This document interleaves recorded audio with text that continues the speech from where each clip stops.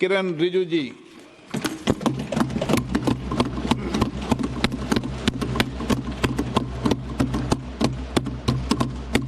Honorable Speaker, sir, I rise to move the motion for consideration of the Waqf Amendment Bill 2025 and Mussalman Waqf Repeal Bill 2024. अध्यक्ष महोदय जी, आपने जो ruling दिया है JPC के बारे में जिक्र किया है, उसी के साथ साथ जुड़ते हुए एक मिनट किरण रिजिजू जी, एक मिनट श्री सोगत राय जी संशोधन संख्या 108 को प्रस्तुत करें। आप बोल रहे थे ना? हाँ, under rule 77(2) of the rules of procedure, I propose that the Waqf Amendment Bill 2025 be recommitted for the purpose of eliciting further opinion thereon. Okay, माननीय मंत्री जी अब 12-16 पर अपना वक्तव्य दें।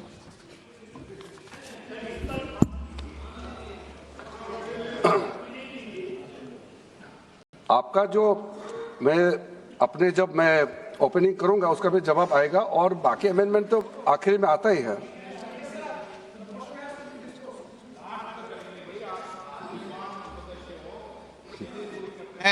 चलिए माननीय मंत्री जी।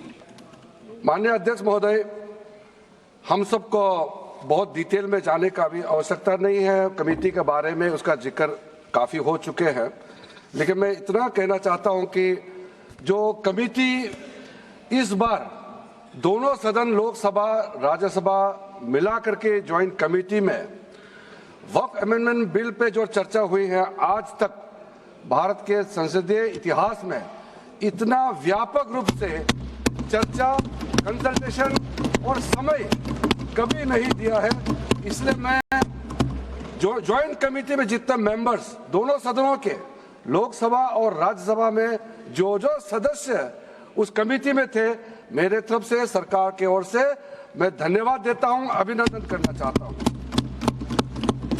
अध्यक्ष महोदय जी, कुल मिलाकर के 97,27,772 याचिकाएं ऑनलाइन, फिजिकल, मेमोरेंडम के रूप में, रिक्वेस्ट के रूप में और सुझाव के रूप में पूरे तरह से सरकार ने देखा है। वो जेपीसी के माध्यम से हो या डायरेक्ट दिया हो, हमने सब उसको देखा है। इससे बड़ा कभी भी, इससे ज्यादा संख्या में किसी भी बिल के ऊपर में लोगों का याचिकाएं नहीं आया आज तक। कुल मिलाकर के 284 डेलीगेशन ने अलग अलग समुदाय के जो स्टेक होल्डर्स है, उन्होंने कमेटी के सामने में अपने बात को रखा है, सुझाव भी दिया है। 25 स्टेट गवर्नमेंट और यूनियन टेरिटरीज का वक्फ बोर्ड्स ने अपना सबमिशन भी पेश किया गया है। इसके अतिरिक्त कई लीगल लुमिनरीज, विद्वान लोग हैं हमारे समाज में, कम्युनिटी लीडर्स हैं, अलग अलग धार्मिक संस्थाओं का प्रतिनिधि, charitable organisation, civil society, academicians, researchers, policy makers, सब ने इस कमेटी के सामने में पेशकश किया है। उसके साथ साथ मैं कहना चाहता हूं सर, आज जब मैं जो बात रखूंगा आपके सामने में, पिछली बार जब हमने ये प्रस्तुत किए थे बिल को इस सदन में, तब भी मैंने कई बातें बताई थी। आज मैं उसको नहीं दोहराते हुए कुछ बातें मैं जोड़ूंगा और मुझे अपना बात रखने के बाद सिर्फ उम्मीद ही नहीं, पूरा यकीन है कि जो लोग इस बिल को विरोध कर रहे थे, वो हृदय में भी बदलाव होगा। पॉजिटिव सोच के साथ इस बिल में सब समर्थन करेंगे, ये मैं विश्वास के साथ आप आगे अपना बात रखना चाहता हूं। क्योंकि मैं पॉजिटिव नोट से बात रखना चाहता हूं, तो इसलिए एक मेरे जो मन की बात है मैं कहना चाहता हूं, तो इससे अच्छा संदेश जाए। किसी के बात कोई, अध्यक्ष महोदय, किसी की बात कोई बदगुमान ना समझे, इस जमीन का दर्द कभी आसमान ना समझेगा। ये मैं दिल से कह रहा हूं, क्योंकि अच्छा सोच के साथ बड़ा दिल के साथ खुले मन से मैं ये प्रस्ताव आपके सामने में पेश कर रहा हूं। सर, कई लोगों ने अपने अपने तरीके से बातें रखी हैं। किसी ने कहा ये प्रावधान अनकॉन्स्टिट्यूशनल है, गैर संवैधानिक है। किसी ने कहा ये इलीगल है, अनलॉफुल है। सर, ये बिल जो हम लोग जिक्र कर रहे हैं कोई नया विषय नहीं है। आजादी से पहले ये बिल जब पहली बार मुसलमान वक्फ वैलिडेटिंग एक्ट पास किया गया था 1913 में, तब से इसका इतिहास शुरू होता है। उससे पहले प्रिवी काउंसिल ने 1894 में इनवैलिडेट किया था वक्फ अल औलाद को। बाद में उसका प्रॉपर लीगल फॉर्म में 1913 के बाद फिर 1923 में द मुसलमान वक्फ एक्ट लाया गया था, जिसमें अकाउंटिंग और ट्रांसपेरेंसी के बारे में ये जोर उसको देते हुए ये एक्ट पास किया गया था। उसके बाद 1930 में द मुसलमान वक्फ वैलिडेटिंग एक्ट लाया गया है, जो रीइंफोर्स करता है legal validity of the family वक्फ। परिवार में जो वक्फ होता है उसको जोड़ देते हुए ये बिल लाया गया है। उसके बाद आजादी के बाद 1954 में 1954 में वक्फ एक्ट पहली बार आजाद भारत का एक्ट बनी और उस समय स्टेट वक्फ बोर्ड का भी प्रावधान उसी 1954 एक्ट में प्रावधान किया गया था। उस समय से लेकर के कई संशोधन के साथ में 1995 में व्यापक रूप से ये वक्फ एक्ट बनी है। तो उस समय किसी ने नहीं कहा कि ये एक्ट अनकॉन्स्टिट्यूशनल है, किसी ने नहीं कहा उस समय ये अनलॉफुल है। आज जब हम उसी बिल को सुधार के ला रहे हैं, तब आपको ये अनकॉन्स्टिट्यूशनल अनलॉफुल का ये शब्द इस्तेमाल करने का आपको ये नौबत कैसे आया, ये सोच क्यों आया? अगर आप सच्चे दिल से सोचते और मन साफ होते तो आप तर्क पे जाते। इस संशोधन बिल में जो जो तर्क है आप उसमें बात कीजिए। आप उसको छोड़ के जो कोई लेना देना नहीं है बिल में, उसका बात आप लेकर के लोगों को गुमराह करने का, बरगलाने का काम जो किया है, उसको मैं शुरू में साफ करना चाहता हूं। अध्यक्ष महोदय जी, 1995 में ट्राइब्यूनल का पहला व्यवस्था किया गया है ताकि वक्फ बोर्ड का कोई भी निर्णय किसी को अगर पसंद नहीं है या उसको चैलेंज करना चाहता है तो वक्फ ट्राइब्यूनल वहां आप जा सकते हैं। उसका प्रावधान पहले बार हुए हैं और उस समय यह भी फैसला हुआ कि 5 लाख से ज्यादा आमदनी किसी वक्फ प्रॉपर्टी में है, उसके लिए सरकार एग्जीक्यूटिव ऑफिसर्स अपॉइंट किया जाएगा। ये भी 1995 में शुरुआत की है। अध्यक्ष महोदय जी, ये आज एक ट्रिगर पॉइंट क्यों हुआ है? ये अमेंडमेंट बिल लाने का आवश्यकता सबसे ज्यादा शुरुआत कहां से हुई? मैं संक्षेप में बताना चाहता हूं। 2013 में, 2014 में हम सब चुनाव में गए और चुनाव में जाने से पहले 2013 में कुछ कदम ऐसे उठाए गए हैं जो आप सुन करके, आप सदस्य के रूप में भी और इस देश का नागरिक होने के कारण आपके दिमाग में यह बात जरूर सवाल उठेगा कि ऐसा कदम क्यों उठाया गया है। सर, 2013 में पहला यह बदलाव हुआ कि इस देश में कोई भी आदमी, कोई भी इंसान, चाहे वो हिंदू हो, मुसलमान हो, सिख हो, ईसाई हो, पारसी हो, बौद्ध हो, जैन हो, वक्फ क्रिएट कर सकता है। सबको मालूम है वक्फ एक मुसलमान का अल्लाह के प्रति अपना एक उसका एक पायस चैरिटेबल रिलीजियस पर्पस के लिए वक्फ क्रिएट किया जाता है, लेकिन उसमें डाइल्यूशन करके 2013 में कोई भी वक्फ क्रिएट कर सकता है। यह प्रावधान सबसे पहले उस समय की यूपीए सरकार ने किया है। दूसरा, आपने सारा वक्फ को स्पेसिफिक कर दिया कि शिया बोर्ड में शिया ही रहेंगे, सुन्नी बोर्ड में सिर्फ सुन्नी ही रहेंगे और कोई भी बोर्ड हो सिर्फ उनके लोग ही रहेंगे, बाकी कोई उसमें आ नहीं सकता है। ऐसा आपने प्रावधान किया। तीसरा, 2008, सर आप शांति से सुनने के बाद आप जो भी पूछेंगे हमारा रिप्लाई तो आएंगे ही सर। डिबेट का आखिरी में मेरा फिर से रिप्लाई होगा, तो अभी मैं जब शुरुआत में कुछ दृष्टिकोण रख रहा हूं, इसमें कोई हस्तक्षेप ना करे, ध्यान से सुनिए ताकि हमारा डिबेट का स्तर भी ऊंचा रहे और तर्क भी सामने में आ जाए। सर एक प्रावधान आया सेक्शन 108, उस सेक्शन 108 में ये लिखा गया है कि वक्फ बोर्ड का जो प्रावधान है इस देश में कोई भी मौजूदा कानून के ऊपर में रहेगा, ओवरराइडिंग इफेक्ट रहेगा, ऐसा आपने कानून बनाया है। इस देश में ऐसा कानून कैसे मंजूर कर सकते हैं अध्यक्ष महोदय जी? हर कानून अपना अपना हिसाब से चलता है, लेकिन एक कानून दूसरे कानून के ऊपर में ओवरराइडिंग इफेक्ट होगा, ये कोई भी मान्यता नहीं दे सकता है।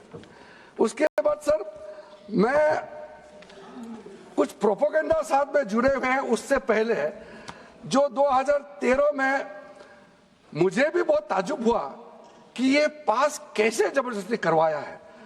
2013 में वक्फ में यूजर जो आपने प्रावधान डाला, उसके बाद 1970 से केस चल रहा था दिल्ली के अंदर में। दिल्ली के अंदर में हमारा सीजीओ कॉम्प्लेक्स है, पार्लियामेंट बिल्डिंग है, कई प्रॉपर्टीज है, और इसको वक्फ बोर्ड, दिल्ली वक्फ बोर्ड ने क्लेम किया कि ये वक्फ प्रॉपर्टीज है। उसके बाद ये केस चल रहा था अदालत में। उस समय यूपीए सरकार ने पूरा सारा जमीन को डी नोटिफाई करके वक्फ बोर्ड को दे दिया। 123 प्रॉपर्टी। अगर आज हम ये संशोधन लेके नहीं आते तो जिस सदन में हम बैठे हैं, ये पार्लियामेंट बिल्डिंग, इसको भी क्लेम किया जा रहा था। एयरपोर्ट, बसंत विहार, और अगर नरेंद्र मोदी जी का सरकार नहीं आते, अगर यूपीए का सरकार कंटिन्यू रहता, तो क्या क्या बिल्डिंग को डी नोटिफाई किया जाना था। 123 प्रॉपर्टी को तो डी नोटिफाई किया। मैं रिकॉर्ड में कह रहा हूं, अपने मन से कुछ नहीं कह रहा हूं, मैं ऑफिशियल रिकॉर्ड का बात बता रहा हूं। अध्यक्ष महोदय, आप काहे को उछल रहे हो? मैं अपने से थोड़ी बोल रहा हूं, जो हकीकत बात को बता रहा हूं। आप आराम से बैठ के सुनिए। आपके दल को और आपको सबको बोलने का मौका मिलेगा। माननीय मंत्री जी,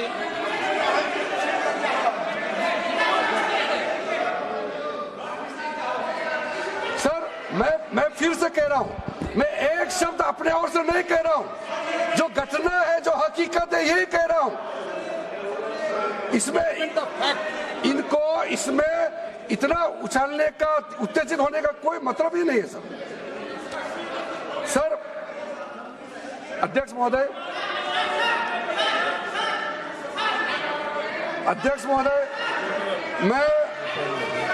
मैं आपके माध्यम से सदन को कहना चाहता हूं कि जो संवैधानिक बात उठा करके लोगों को गुमराह करने का जो प्रयास किया जा रहा है, उसको भी देश के सामने में सही बात रखना बहुत ही जरूरी है।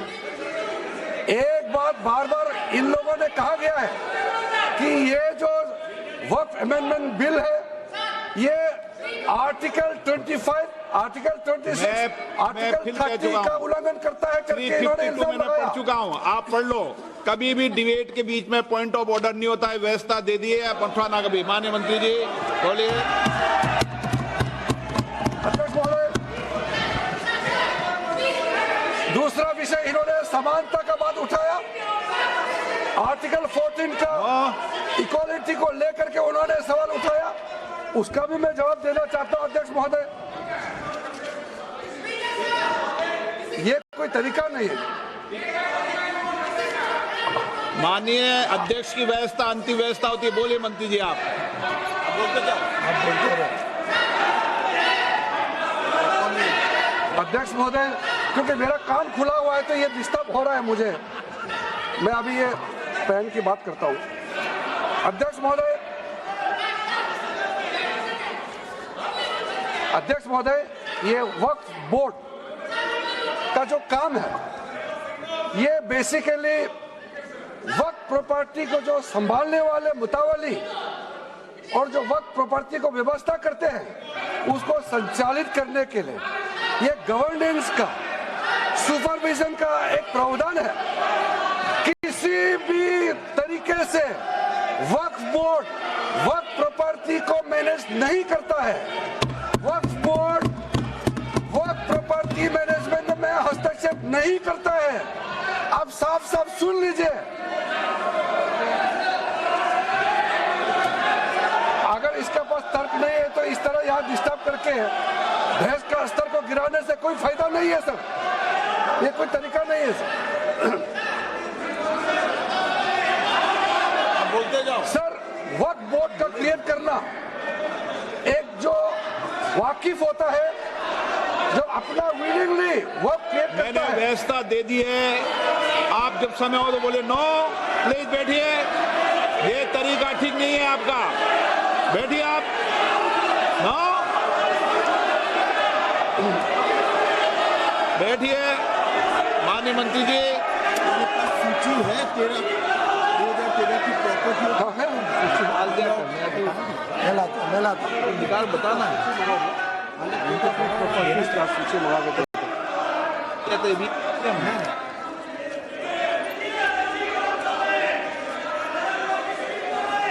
अध्यक्ष महोदय, सबको बोलने का मौका मिलने वाले हैं, तो कम से कम बात को शांति से सुनने के बाद आप अपना बात रखिए। ये कोई तरीका नहीं होता है सर।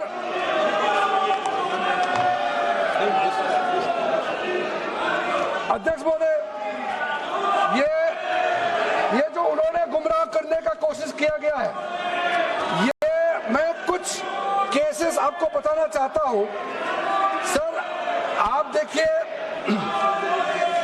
आर्टिकल 25(1) क्या कहता है, संविधान का अनुच्छेद आर्टिकल 25(1) कहता है, subject to public order, morality and health, and to the other provisions of this part, all the persons are equally entitled to freedom of conscience and the right freely to profess, practice and propagate religion. Sir, government किसी भी धार्मिक व्यवस्था को, किसी भी religious institution, कोई धार्मिक काम में हस्तक्षेप करने नहीं जा रहा है, ना ही वक्फ बोर्ड किसी धार्मिक स्थल की व्यवस्था में कोई भी तरीके से हाथ डालने का प्रावधान है, बिल्कुल नहीं है सर। आप अगर हम कोई नमाज, सर ये क्या झूठ बोल रहे हैं, ये कॉन्स्टिट्यूशन, हम कॉन्स्टिट्यूशन का प्रावधान पढ़ रहे हैं, फिर भी झूठ बोल रहे हैं, ये कॉन्स्टिट्यूशन को नहीं मानते हैं सर। किसी मस्जिद का मैनेजमेंट को हम हस्तक्षेप करने का कोई इसमें प्रावधान नहीं लिया जा रहा है। एक मिनट माननीय सदस्य, आप भारत की संसद में बैठे हो, गरिमा मर्यादा बनाए रखो, बैठे बैठे टिप्पणी मत करो। हाँ, आपको जब मौका मिलेगा आप अपनी बात कहना, बैठे बैठे टिप्पणी नहीं कर सकते, ये संसद की मर्यादा नहीं है, ऐसे नहीं चलेगा सदन। सदन व्यवस्था नियम से चलेगा। किसी भी व्यक्ति को बैठे बैठे कोई भी सदस्य जो बोल रहा हो उसके बीच में टिप्पणी करने का अधिकार नहीं है। माननीय मंत्री जी। अध्यक्ष महोदय जी, ये वक्फ बोर्ड का जो प्रावधान किसी मस्जिद, किसी मंदिर, किसी धार्मिक स्थल का व्यवस्था का कोई लेना देना नहीं है, ये सिंपली एक प्रॉपर्टी का मैनेजमेंट का विषय है। ये कोई मुसलमान अपना ज़कात देता है, फितरा देता है, उसको हम पूछने वाला कौन होते हैं? ये आपका धार्मिक भावना से जुड़े हुए चीज है, उसमें सरकार का कोई लेना देना नहीं है। लेकिन ये वक्फ प्रॉपर्टी का मामला है, लेकिन वक्फ प्रॉपर्टी का मैनेजमेंट करता है, मुतवालिज करता है। ये आपका